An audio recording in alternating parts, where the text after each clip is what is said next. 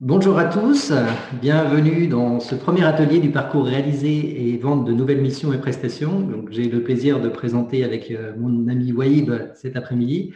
Donc, il s'agit d'un atelier d'un petit peu moins d'une heure, premier atelier qui sera suivi d'un deuxième atelier sur l'établissement de la cartographie des risques pour une entité, puis d'un troisième et dernier atelier, comment développer son chiffre d'affaires en capitalisant sur l'existant. Alors, donc, pour ce qui nous concerne cet après-midi, donc nous, ce que nous allons vous présenter, il s'agit du nouveau pack qu'on appelait pack NEP 912. Bon, alors on peut vous le dire tout de suite, le titre n'est pas forcément très heureux. Hein, si vous avez des idées, on pourra éventuellement le renommer. Donc, la démarche qui a présidé à la construction de cet outil, finalement, nous sommes partis du pack ALP, donc, qui a été créé par la CNCC, et nous l'avons adapté pour le rendre compatible à l'exercice de nos missions en utilisant la NEP autonome qu'on appelle la NEP 912, et sur laquelle nous allons revenir dans un instant. Donc, en préambule, c'est un webinaire qui est éligible à la formation qu'on appelle CAC 120, hein, c'est-à-dire que vous allez devoir répondre à un petit quiz facile de 5 questions dans les 15 jours à venir. Enfin, vous serez envoyé dès demain, mais vous avez 15 jours pour y répondre. Vous aurez le support, bien entendu, avec les différents fichiers, les liens qui vont vous être présentés dans cet atelier. Et à l'issue de la réponse à ce quiz, que les réponses soient bonnes ou mauvaises, d'ailleurs, peu importe, vous aurez une attestation de formation qui vous sera délivrée par la SFOREF. Vous pouvez interagir sur les réseaux sociaux pendant la présentation de cet atelier ou d'autres ateliers d'ailleurs, avec le hashtag notamment innover pour se transformer, ou si vous voulez être I40 CRCC. Et voilà, donc je vous présente Waïb. Donc Waïb, commissaire aux comptes, expert comptable et membre de la commission missions et prestations de la CRCC de Paris et dans le même temps vice-président du CJEC, Club des jeunes experts comptables commissaires aux comptes de Paris-Île-de-France. Et donc Camille Boivin, commissaire aux comptes, vice-président délégué de la CRCC de Paris et membre de la commission missions et prestations. Alors, un rapide sommaire de notre intervention de cet après-midi. Donc, on va revenir rapidement sur les grands principes de notre NEP 912 pour rappeler le principe général qui est celui de la proportionnalité de l'audit pour ces entités de petite taille. On vous rappellera les différences, bien entendu, entre la NEP 912 et la NEP 911, autrement appelée mission ALP, et quelles entités sont visées, donc quelle entité utiliser le support et les outils que nous allons vous présenter tout de suite. Donc, nous allons vous présenter le pack CRCC 912 qui, en fait, est décliné en 3 phases. Hein. Enfin, c'est exactement la même chose que pour le pack ALP, si vous le connaissez. Donc, une première phase d'acceptation de mandat, une deuxième phase de planification et de réalisation de la mission que Wayne nous présentera tout à l'heure, et enfin, une phase 3 de finalisation de la mission. Alors, je ne l'ai pas précisé, mais pendant cet atelier, vous avez la possibilité de nous poser des questions en ligne. Et quant à nous, nous vous poserons 3 questions au cours de cet atelier. Alors, revenons sur les principes généraux de cette NEP 912. Donc, le premier, il s'agit de la proportionnalité de notre audit. Alors, il faut rappeler en préambule que c'est un audit légal. Donc, en tant que tel, on a un certain nombre de diligences à faire. Néanmoins, donc, notre NEP 912, qui est une NEP autonome des autres, hein, c'est-à-dire que vous utilisez la 912 et vous retournez aux autres si on vous invite à retourner à d'autres NEP, notamment par exemple sur le blanchiment.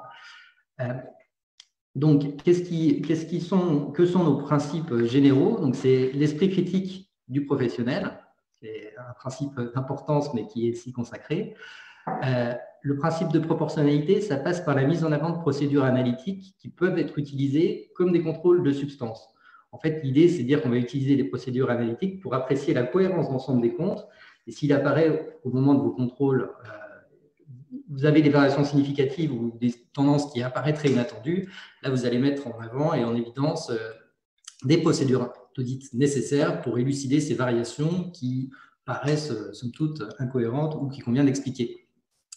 Donc, on a également une simplification de la documentation. Donc, il n'est pas obligatoire d'écrire pourquoi vous ne faites pas tel ou tel contrôle quand vous utilisez cette NEP-là.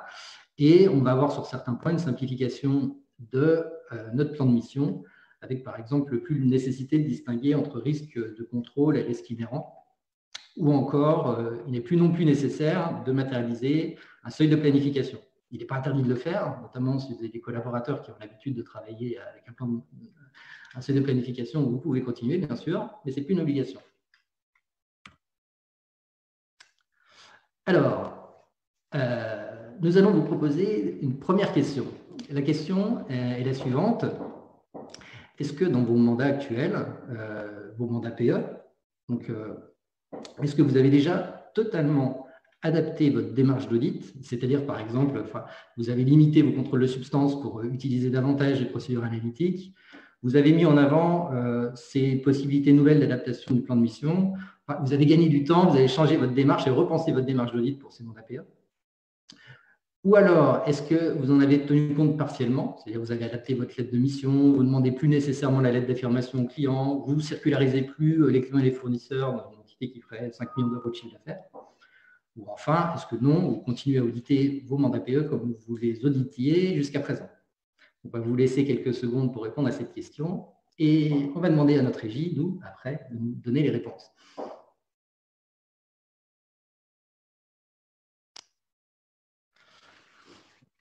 Alors, Stella, si tu veux nous afficher les réponses. C'est une première pour nous, on espère que ça va fonctionner.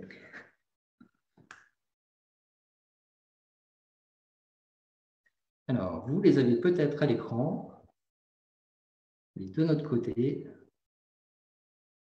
il semblerait qu'on n'ait pas tellement d'informations.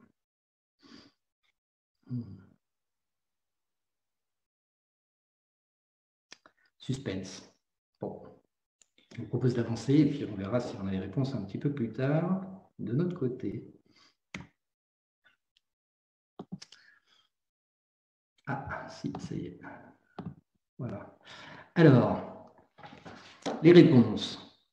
Est-ce que vous avez tenu compte de ces nouvelles NEP? Et alors oui, partiellement pour 64% d'entre vous, oui complètement pour 21% et non pour 14% d'entre vous. Très bien, donc il y a quand même une utilité certaine à vous présenter tout ça. De toute façon, même si vous l'avez fait complètement, c'est jamais inutile de revoir un petit peu ce qui vous est proposé dans ces deux packs, pack Alp et pack NEP 912.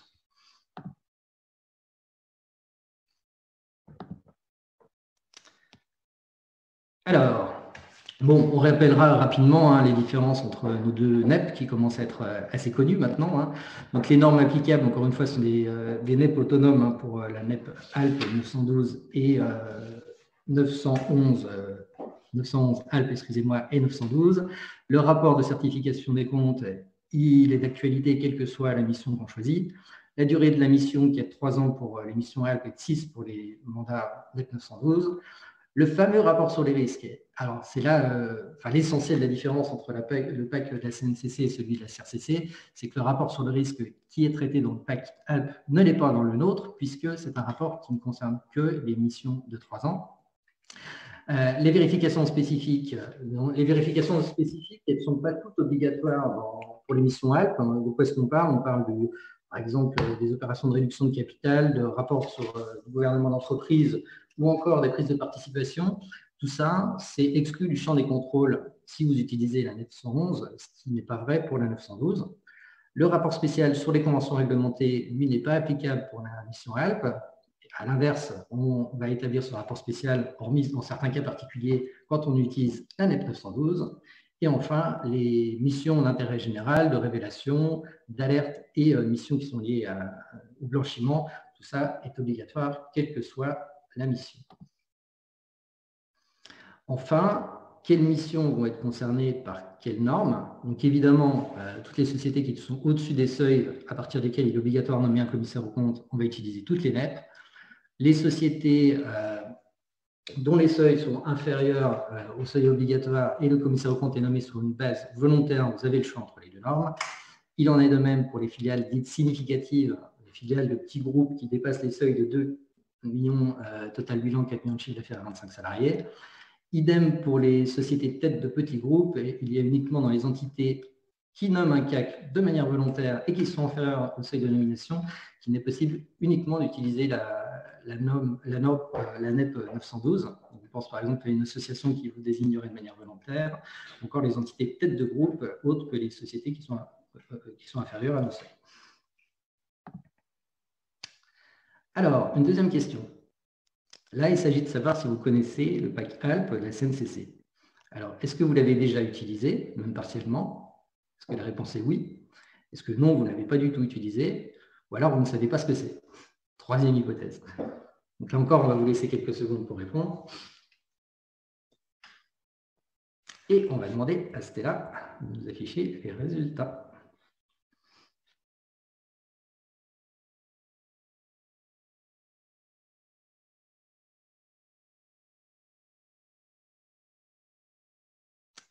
Que voilà. Alors.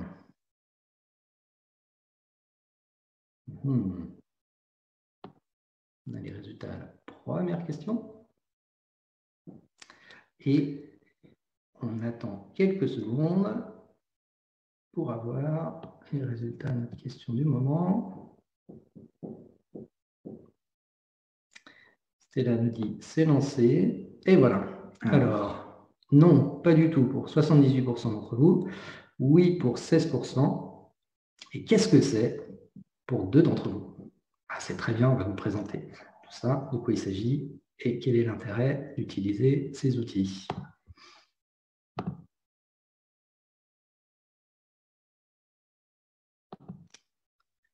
Et hop, nous voilà rentrés dans le vif du sujet.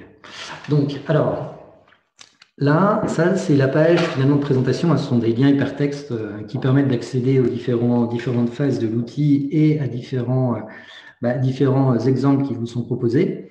Donc, on retrouve la première phase d'acceptation du mandat avec un certain nombre de courriers, lettres aux prédécesseurs, acceptation de mandat, lettre de mission sur laquelle on va revenir plus en détail, déclaration d'indépendance. Donc, en fait, évidemment, vous connaissez tout ça, mais voilà, c'est structuré dans cet outil de manière assez simple finalement. La deuxième phase de planification et de réalisation de la mission. Donc là, on va retrouver d'abord le plan de mission et la synthèse. C'est un morceau important. La procédure analytique préliminaire et les questionnaires de contrôle de l'annexe. Et sur la troisième phase, questionnaire de fin de mission et aussi des indications sur ce qui peut être intéressant de surveiller en matière d'incertitude sur la continuité d'exploitation. Voilà un petit peu le canevas général, comment est structuré cet outil. Donc, quand vous accédez à ce slide-là, sur cette présentation, vous pouvez cliquer et accéder à ce qui vous intéresse.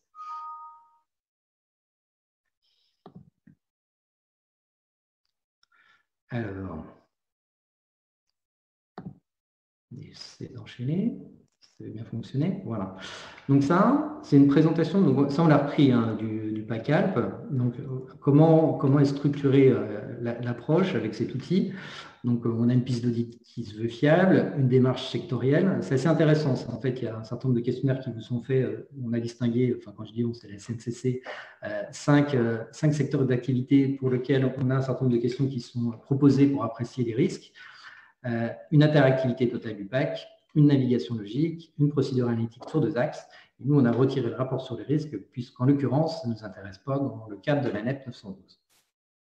Bon, entre nous, la NEP 912, c'est quand même la très grosse majorité de nos mandats PE. Enfin, finalement, très peu de confrères, je ne connais pas pour ma part, ont transformé des mandats en cours en mandats PE, même si le mandat va jusqu'à son terme. Quant aux acceptations de mandats nouveaux, bon, pour le coup, on a le choix de négocier avec le client. Enfin, ça peut nous être imposé. C'est dans cette circonstance-là souvent qu'on peut de temps en temps subir un petit peu la NEP 911. Et sinon, la plupart du temps, on est encore plutôt dans des configurations de NEP 912. C'est pour ça qu'il nous a paru utile d'adapter cet outil qui répond finalement à l'essentiel de nos mandats aujourd'hui, de nos mandats PE.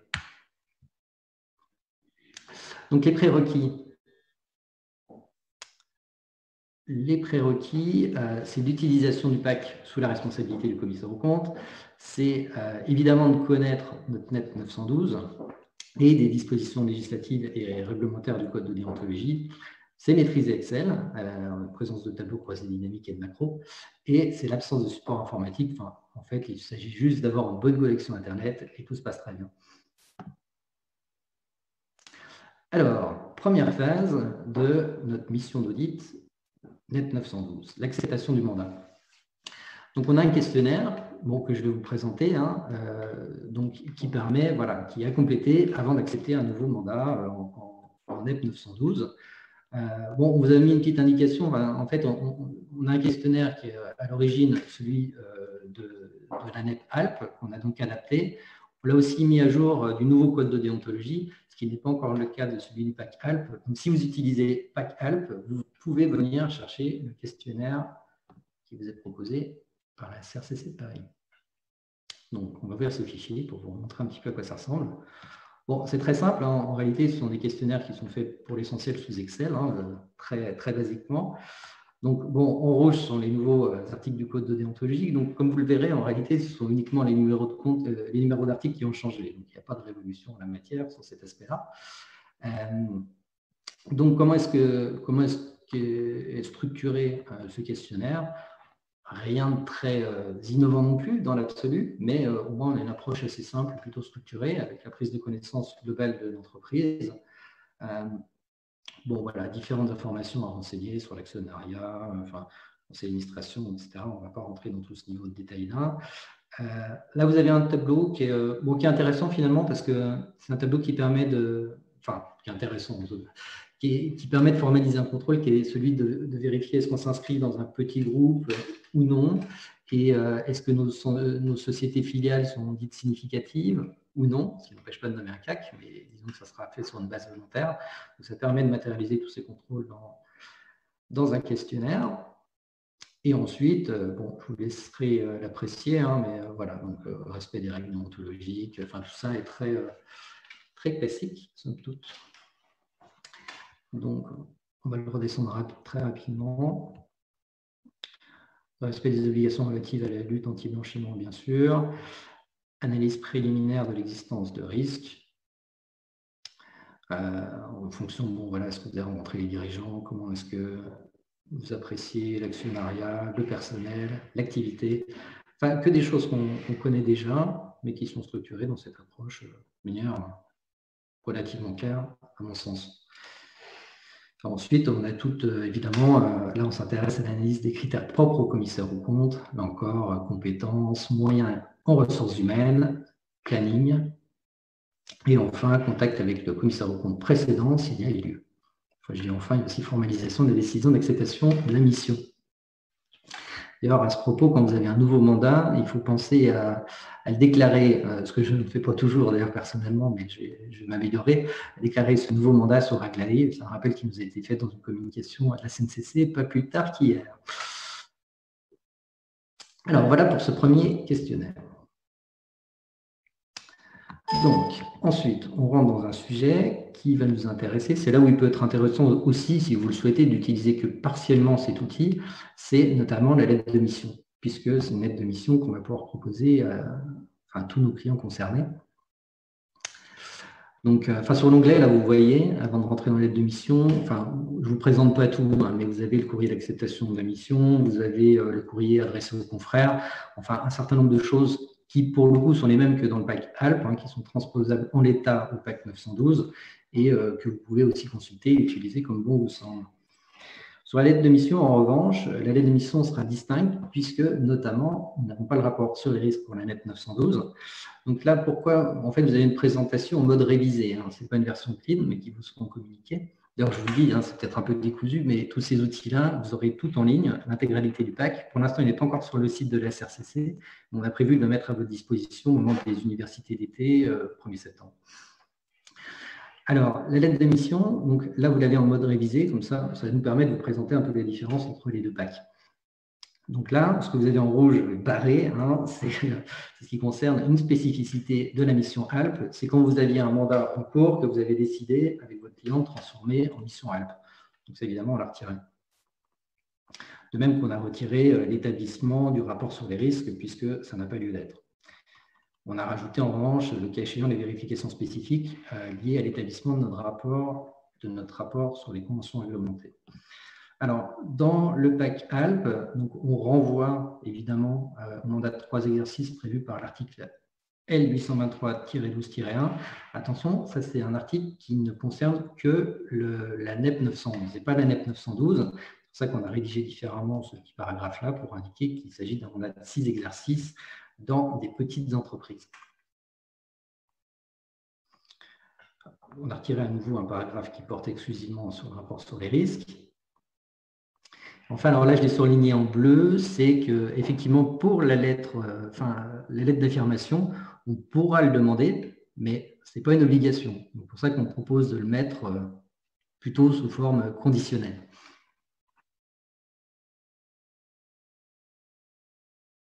Évidemment, c'est laissé à votre appréciation.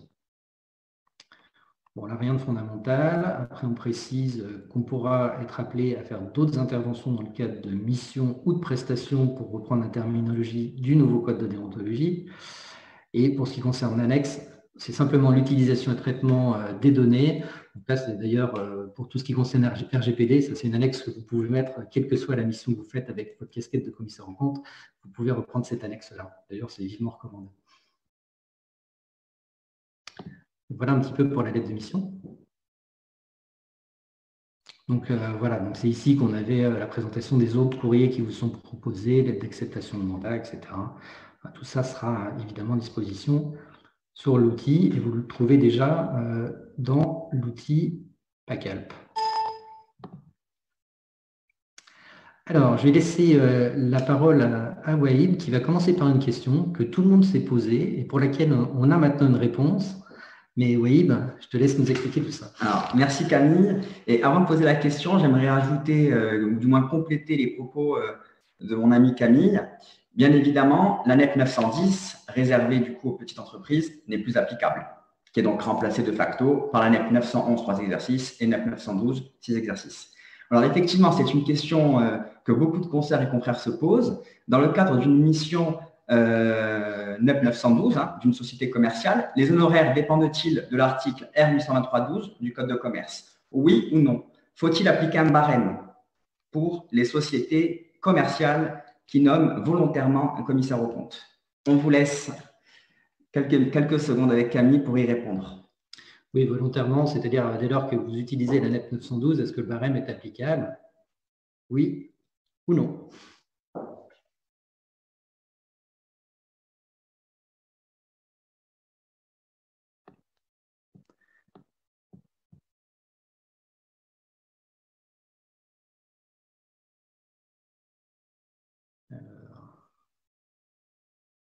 Tac. On va demander à Stella de nous afficher les réponses, si elle y arrive. Sinon, là, pour le coup, on a révisé, donc on connaît les réponses.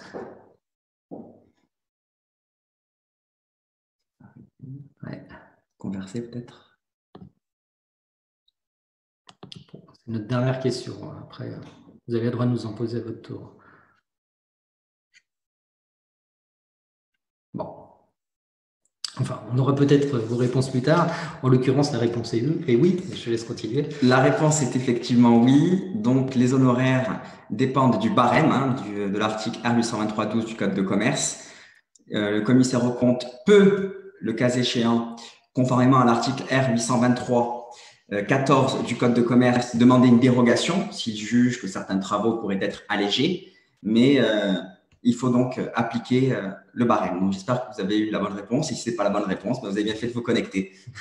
Bon, en l'occurrence, donc il faudra faire une demande de dérogation dans de nombreux cas. À la SRCC de Paris, on a pris le parti de les accorder facilement, et d'autant plus facilement si vous motivez dans votre demande le fait que vous appliquez une NEP 911 ou 912, bien entendu.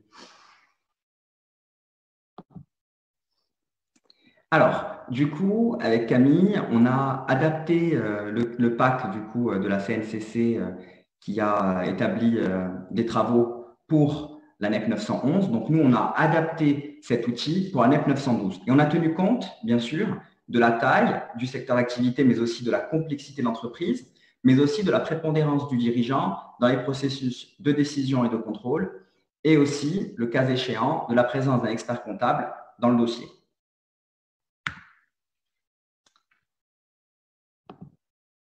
Donc, cet outil, on l'a voulu interactif. On l'a voulu interactif à la fois entre les onglets de l'outil et aussi l'ensemble des outils du PAC. L'idée est que, conformément à la NEP 912, vous respectez le principe de formalisme, qui contrôle il faut formaliser absolument le contrôle que vous avez opéré dans l'entreprise. Donc, ça va de la planification des travaux jusqu'à la formalisation de la synthèse, de la note de synthèse, même du rapport, en passant par les feuilles de travail intégrées qui sont directement automatisées. Mais avant tout, vous devez renseigner les informations générales qui seront reprises automatiquement dans l'ensemble des onglets. Donc là, comme vous pouvez le voir, le nom du dossier, la date de clôture N-1, le commissaire aux comptes, la présence au cas échéant d'un expert comptable, mais aussi le nom des collaborateurs qui vont travailler sur le dossier, mais aussi le nom des commissaires aux comptes signataires. Et en sus de cette feuille de travail, vous allez devoir renseigner, ou du moins importer, la balance générale N et N-1, qui va ensuite calculer automatiquement à la fois des ratios et aussi des calculs qui seront nécessaires pour vous aider à accomplir cette mission dans le cadre de vos diligences. Donc, bien sûr, conformément à cette NEP 912, vous allez devoir calculer un seuil de signification. Donc, par exemple, vous allez avoir plusieurs critères. Là, on a retenu le critère du chiffre d'affaires, mais vous avez un onglet, une barre déroulante plutôt, où vous pouvez choisir soit les capitaux propres, soit le total du bilan, bref, les autres agrégats nécessaires pour calculer ce seuil de signification. Donc, la base qui se calcule automatiquement parce que la balance générale a été importée, et ensuite le taux que vous avez retenu en justifiant ensuite les raisons pour lesquelles vous avez sélectionné cet agrégat. Donc, comme l'a dit Camille tout à l'heure, le seuil de planification n'est pas prévu par la NEP 912, mais rien ne vous empêche à le déterminer en fonction du contrôle interne. Mais ça, vous savez aussi bien que moi, voire mieux que moi. Non, on est complètement pixelisé. Bon, malgré tout, on vous confirme qu'on est bien des vraies personnes. Mais je ne sais pas, un petit bug chez nous. Enfin, j'espère que vous suivez le support comme il faut. Exactement. Ensuite, vous avez du coup 3 onglets dédiés à la prise de connaissance. Donc, la prise de connaissance fondamentale. Vous allez d'abord prendre connaissance de l'entité, mais aussi du contrôle interne et aussi du système d'information. Si vous le voulez bien, je vais vous présenter brièvement ces 3 outils. Donc, c'est en train de s'ouvrir.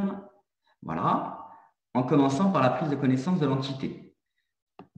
Dans le but, du coup, d'évaluer les risques d'anomalies significatives qui vont ensuite vous aider à construire ce fameux plan de mission.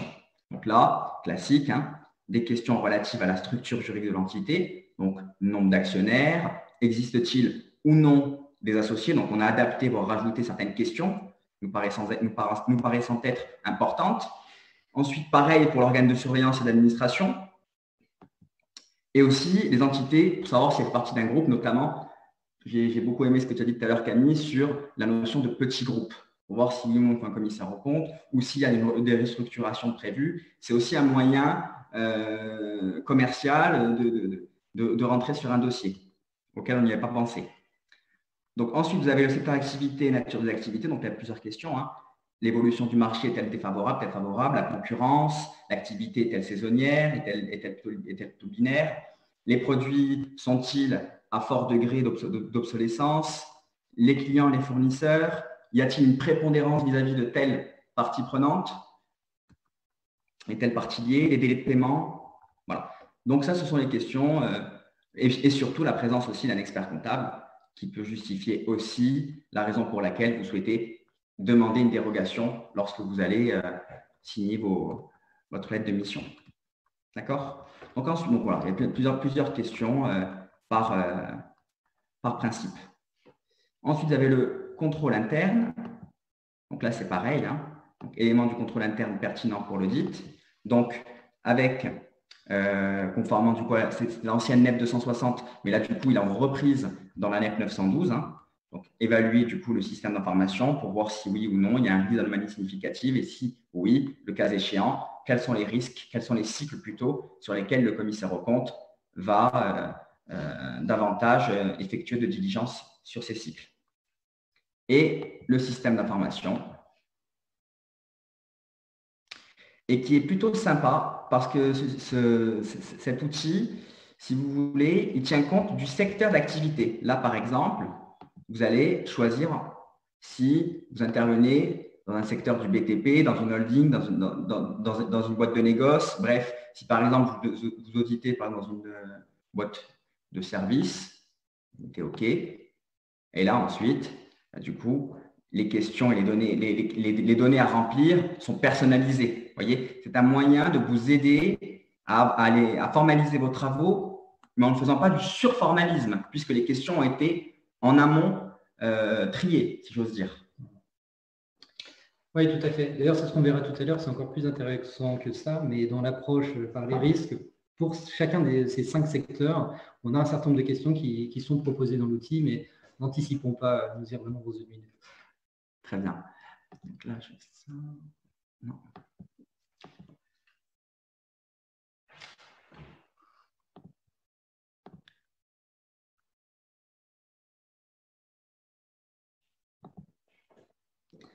Voilà.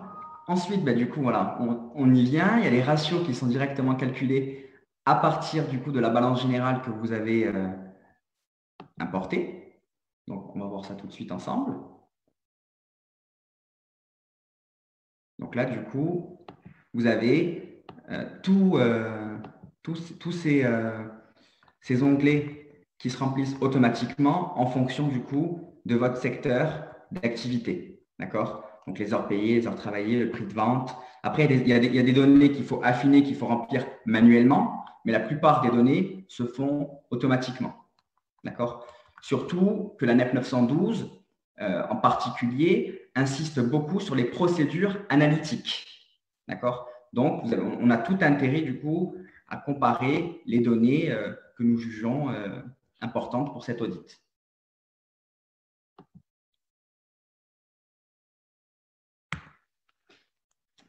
Donc, ensuite, là, pour revenir à ce que disait Camille, l'analyse sectorielle. D'accord? Donc, ça va s'ouvrir. Voilà. Donc, l'analyse sectorielle, par exemple, le secteur du BTP, vous allez avoir un certain nombre de questions en fonction du cycle pour vous aider encore une fois à mieux appréhender les risques qui pourraient se présenter dans l'entreprise, que ce soit des risques inhérents ou des risques liés au secteur d'activité, mais surtout le secteur d'activité. Du coup, c'est pour vraiment vous aider à juger et à évaluer les risques d'anomalies significatives sur chacun des cycles.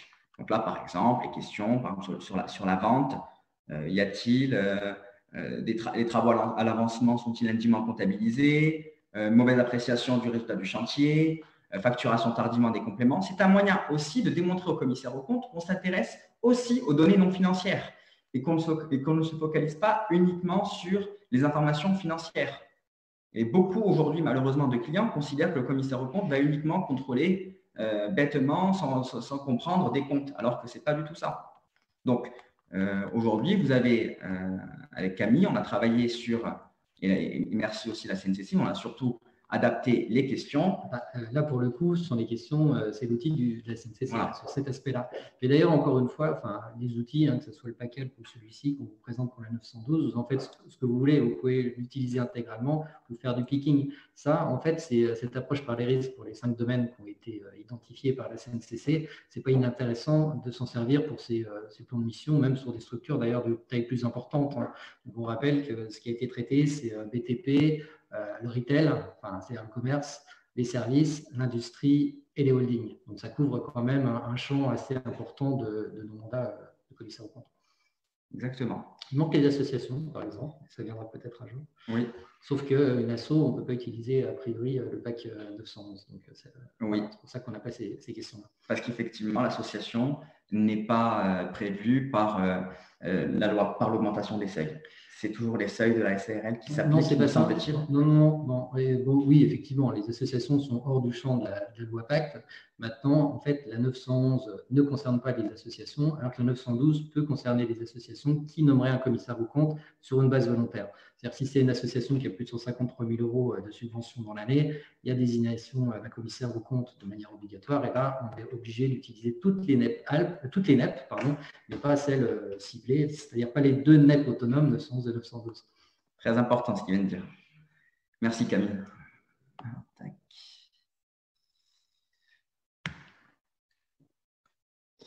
Voilà. Ensuite, vous avez du coup un outil qui va vous aider à formaliser encore plus votre plan de mission et surtout synthétiser du coup les travaux que vous avez effectués en amont. Donc, s'assurer par exemple de la compréhension de la justification économique d'opérations importantes qui lui semblent être en dehors des activités ordinaires de l'entité ou qui apparaissent inhabituelles eu égard à sa connaissance de l'entité et de son environnement, mais aussi évaluer la conformité du référentiel comptable pour la présentation des comptes. Donc, on n'oublie pas aussi les textes légaux et réglementaires et bien sûr le rapprochement des comptes, y compris les comptes qui figurent en annexe. Donc, on a un fichier qui récapitule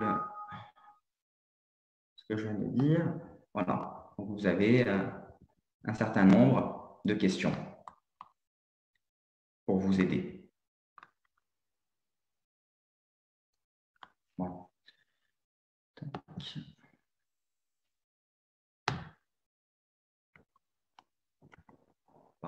J'ai été un peu trop vite. Donc ensuite, il y a les échanges avec la direction qu'il faut formaliser, très important. Donc ça, c'est un outil qui va vous aider, encore une fois, à formaliser les échanges que vous avez eus avec le dirigeant ou avec un autre organe de direction ou de l'organe collégial qui va être chargé d'administrer les comptes. Donc vous avez par exemple l'étendue et le calendrier des travaux d'audit, les modifications qui lui paraissent devant être apportées au compte sur son audit, les irrégularités ou les inaptitudes qu'il a découvertes. Bref, en bref, toutes les informations, tous les échanges sont formalisés à travers ce questionnaire. Et à la fin, du coup, vous avez cet outil qui vous permet à la fois d'établir votre plan de mission et surtout de vous aider à compléter l'information financière dans la lettre de mission, puisque vous avez le budget en fonction du nombre d'heures et de votre taux horaire qui se calcule directement. Et bien sûr, le calendrier important, donc ce calendrier que vous allez pouvoir aussi reporter dans la lettre de mission. Mais encore une fois, ça se reprend automatiquement. À partir du moment où vous renseignez toutes les informations générales et que les BG, pas nous, les balances générales d'N-1 et de N sont importées, un maximum de données va se calculer automatiquement. Voilà. Et enfin, du coup, à la fin, vous allez devoir, encore une fois, bien sûr, apporter votre opinion, conformément à la NEP 700, mais Camille l'expliquera davantage. Donc, paragraphe 6 à 14, vous avez les 4 opinions classiques et vous justifiez encore une fois vos appréciations qui motivent l'opinion que vous avez émise suite à l'audit des comptes annuels.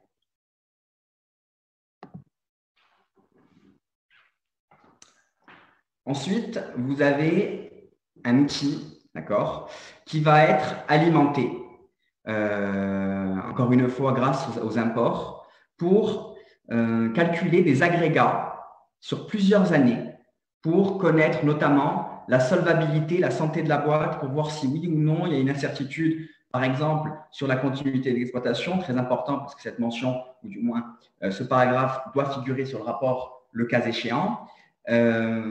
Encore une fois, cette NEP insiste beaucoup sur les procédures d'analytique préliminaires.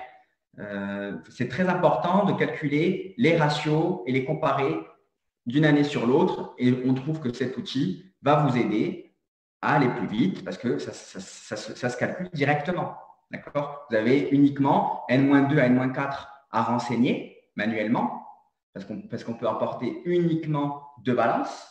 Mais ensuite, la balance de N-1 et de N, c'est automatique.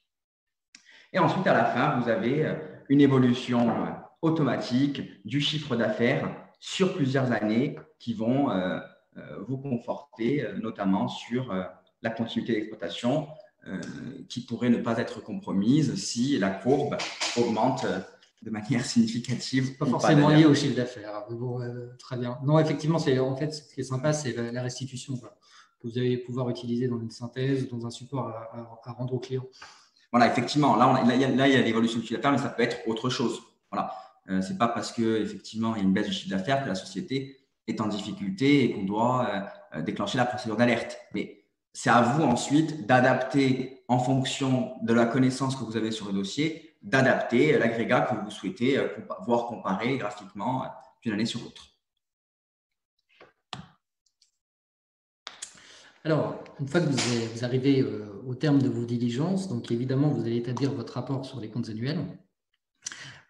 Donc là, oui, on va se référer à la NEP 700 pour le coup, hein, et justifier aussi des appréciations avec la possibilité de retenir une rédaction succincte telle qu'elle est prévue directement dans le NEP autonome NEP 912. Alors, s'il veut bien s'ouvrir, on va regarder un petit peu ce rapport. Bon, en définitive, le rapport en mode Alpes, si j'ose dire, est un peu plus adapté au contexte de cette mission, puisqu'on va notamment rappeler… donc là, c'est comme pour la lettre de mission, hein, c'est en mode révision. Donc, si vous utilisez la NEP 911, donc là, on va rappeler l'article du Code de commerce, le 823-12-1, la mission sur 3 exercices. Bon, pour la NEP 912, on a un rapport sur les comptes qui finalement va être beaucoup plus proche de celui qu'on a toujours connu jusqu'à présent, puisqu'on va rappeler qu'on a effectué notre audit selon les normes professionnelles, les normes applicables en France, et un petit peu plus loin, surtout dans la partie sur les vérifications spécifiques, on va être amené à présenter, à restituer les contrôles qu'on aurait pu faire, en particulier pour les entités qui n'ont pas l'obligation d'établir un rapport de gestion, puisque, comme vous le savez, les seuils à partir desquels il est obligatoire d'établir un rapport de gestion sont même supérieurs à ceux à partir desquels il est nécessaire de nommer un commissaire aux comptes, c'est-à-dire 12 millions d'euros plutôt que 8 millions, pour faire simple. Donc, finalement, on est dans un rapport qui est très proche de celui qu'on retrouve notamment dans notre ENI, note d'information numéro 1, et c'est ce à quoi on vous renvoie. Donc, en annexe, on a mis les 2 cas qui concernent des entités qui n'ont pas l'obligation d'établir un rapport de gestion. Évidemment, il faut se référer à l'ENI 1 si vous êtes par exemple dans une société une holding qui a cette obligation encore qui perdure de devoir établir un rapport de gestion. Donc, évidemment, il faudra le mentionner dans les vérifications spécifiques.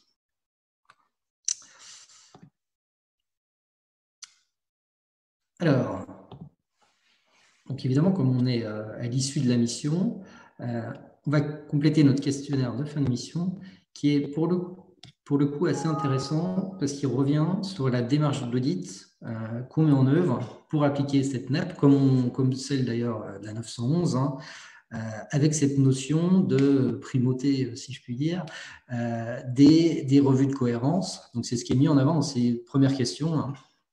Les diligences effectivement réalisées sont-elles cohérentes avec l'étendue, l'orientation des travaux et les lignes directrices définies dans le plan de mission?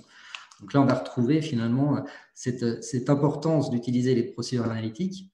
Et après, et seulement après qu'on aura mis en œuvre ces procédures analytiques, on va nous dire, oui, mais est-ce qu'on a fait des travaux d'audit complémentaires pour analyser la cohérence d'ensemble des comptes au regard des éléments collectés tout au long de l'audit, si notamment on a des variations inattendues ou significatives, de manière à expliquer ou à élucider ces variations et ces incohérences qu'on aurait identifiées au moment de notre revue analytique. Bon, évidemment, il y a une partie sur les événements postérieurs, là, c'est plus classique, hein, sur les conséquences de nos contrôles sur notre opinion d'audit, sur les obligations de communication aux organes de direction. Tout ça, c'est plus classique. Sur la documentation, alors, bon, en jaune, hein, c'était une partie sur le rapport sur les risques, donc on va retirer. Alors, ça, c'est intéressant aussi. Là, il nous est dit, est-ce que les éléments du dossier de travail permettent à toute autre personne ayant une expérience de la pratique de l'audit et n'ayant pas participé à la mission d'être en mesure de comprendre la démarche adoptée, les travaux effectués et l'opinion émise? Bon, évidemment, on a enlevé la partie sur le rapport sur les risques. L'idée, c'est de dire que voilà, notre démarche, c'est à ça qu'elle doit aboutir à la fin, c'est-à-dire que n'importe quelle personne qui connaît évidemment une démarche d'audit, voilà, hein, qui interviendrait sur le dossier est construit de manière telle, sans avoir fait nécessairement du full audit, hein, parce que ce n'est absolument pas ça dont il s'agit. Est-ce que cette personne va comprendre votre démarche et pouvoir apprécier l'opinion que vous avez émise?